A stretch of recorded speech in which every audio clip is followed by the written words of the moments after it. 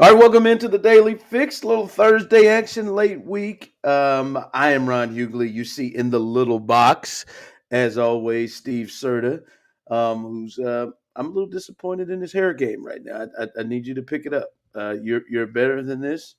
It's been a That's long week. Hair's been the least of my problems. you. You look like you've been around in it, man. You've had some late nights right now. I don't know what's going on, but no, that's Steve Serta, Ron Hughley. Welcome in Daily Fix every day at noon right here on Foolish Club Media. First thing I need you to do, if you're listening on Twitter, we appreciate it. Thank you. If you're listening on YouTube, appreciate you as well. Please like and subscribe. I need you to do that. Like and subscribe. If you do not do that, my children are unable to eat. That's a true story. Not gonna hold you long as usual. A lot to get to here. One of the crown jewels in all of sports. But I think he is a head coach's nightmare. But for us, Steve, he is a crown jewel. We'll get to him. And Chris Jones is out here trying to he's trying to hold it down for somebody. I'm talking about 1.5 for somebody. We'll get to that. But first, I need to start by admitting that I was wrong. And I will be honest. This does clearly, Steve. You've been with me a lot. This does not happen often. Many of you who listen to this understand this does not happen often. I'm pretty good at predictions. I'm usually 17 to 18% right in things that I talk about. So I'm really pretty good. And especially with Brett Veach. This is not the first time I'll be wrong, but I got to admit it, man. I was one that was thinking, hey, they got to go out and get somebody in the secondary, especially with Justin Reed not practicing, looking like there could be something lingering with him. They need to go out. We talked about it. We did conversations on Justin Simmons. We saw these safeties going by, and I was like, hey, man, they need to check in, right? And especially with Steve, my capologist, would let me know that they are really under the cap. They can do it. It's doable. And when you have Patrick Mahomes in his prime every year, is a championship year. Every year. This is like LeBron. Every year your goal is to win a championship, and the season's a failure if you don't. So go ahead and push them all to the table. But Brett Veach and Andy Reid up in St. Jude, they knew the kid they drafted out of Washington State and Jaden Hicks. And I'm telling you, I get it. There is no necessary move to go get a Justin Simmons, who, by the way, I think just signed with the Falcons. There is no need to go and adding somewhere in the safety position. Now, I will still hold out for Stephon Gilmore, but the safety position I think is fine because Steve, this cat here, man, he is. Hey, you can already tell he's already getting it. His instincts are there. He makes plays. He looks good in that 21 jersey. His hair flows very nicely as well. Like this cat's going to be a playmaker, and you can see week 5, week 6 and on, like he will take big jumps. And you know who his defensive coordinator is and where he specializes and where he's at the best, and that's the safety position. I think Jaden Hicks is going to be a potential player right off the bat. He's already ahead of schedule than I thought he would be. He could step in and play. And then week 8, week 10, man, he's going to be a player going to be hard to keep off the field. So I stand corrected on the hey, you got to go out and get Justin Simmons. This kid here, that first game, he stuck out now. I'm in it for. That's all you need is one preseason game. Shut up.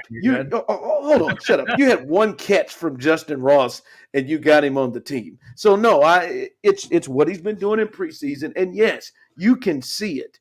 Like that cat's gonna. And I'm not saying week 1 he's not gonna make me any mistakes. I'm thinking long term. All right, I'm a deep thinker here, as you know, Steve. I'm thinking week 10.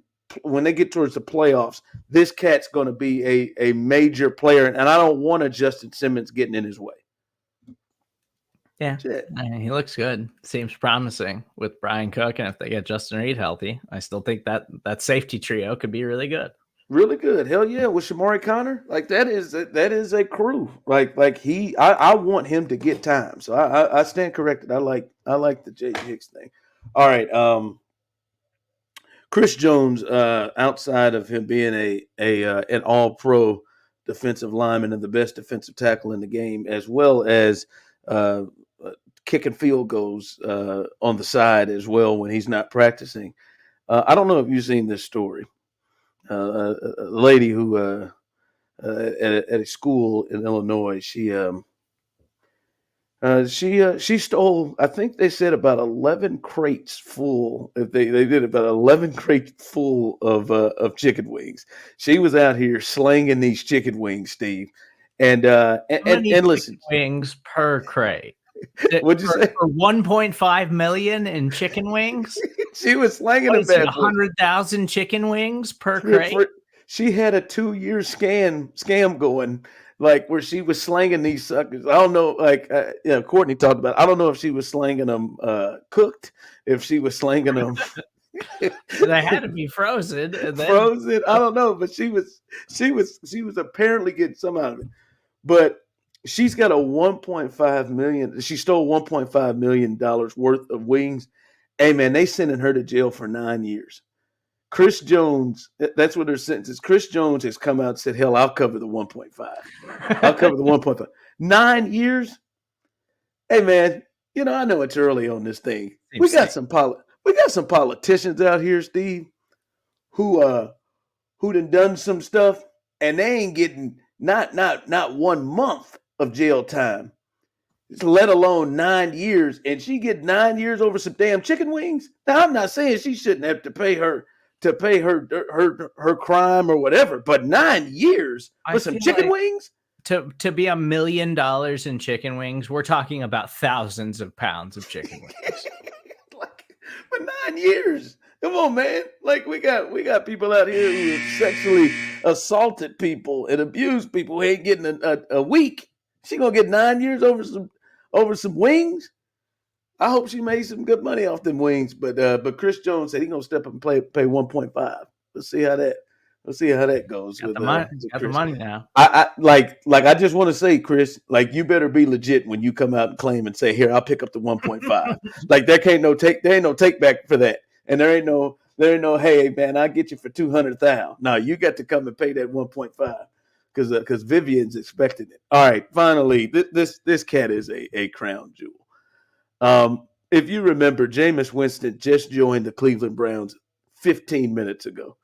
And this was him as he somehow in their first preseason game got the middle. He was the one. He got the Ray Lewis. He got the Eric Berry treatment to get in the middle, the Patrick Mahomes treatment to give the pregame speech to the team in the middle. Here's the greatness of Jameis Winston. Be obsessed with your opportunity. Yeah. All of us that came from wherever we from. Right here, we got right now. So be obsessed with your opportunity. I got one thing for y'all, man. What? I just want y'all to help me out because I know we're a team, all right? I have this in my dream, all right? All right, when I say one of my dogs there, y'all say we ready, all right? Where my dogs there? We ready? When I say one of my dogs there, y'all say we ready, all right? Where my dogs there? We ready? I'm about to spell the Browns out. I know we one team, man. It's tricky spelling here. Come on, Dave. You gonna say let's get it? Yeah. Put my B-R-O-W-N. Let's get it. He's gotten better. That's much better than the Eat the W speech. And Jameis dancing post tearing his ACL in the locker room for the Saints is something that I will never forget for the rest of the I mean, he's got several moments. That quarterback drill where he was stepping up and stepping back in the pocket, and he was tripping over the blocks that were set up, and then he tried to run through that running back thing, and he couldn't get through. He's had some moments. No, seriously, Steve. All honesty, Jameis is like a coach's nightmare.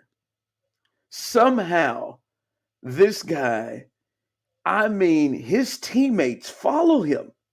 Like he has the ability to have people follow him to the tune of, hey guys, I know we're in a blowout and the coach called a knee, but hey, let's get Jamal Williams a touchdown. So let's all as a team follow me and disregard what the kneel down call is, and let's get him a touchdown.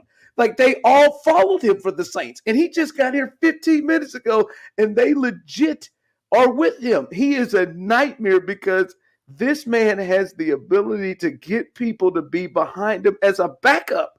And who knows where he's going to take his group of 25 as a coach. And plus, and Jameis is like, he'll lead you down when I tell you to take a knee to run plays to embarrass people. Now Dennis Allen's the one who has to deal with it.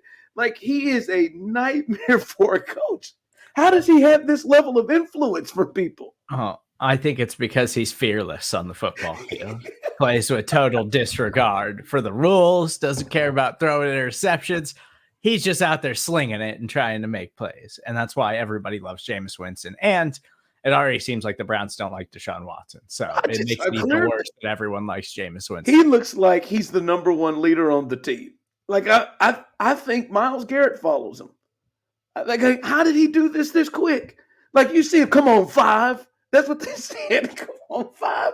This man, Jameis, I'm telling you, boy, who knows where he's going to lead them cats. But he's going to have about 25 guys in that locker room who are Jameis Winston guys.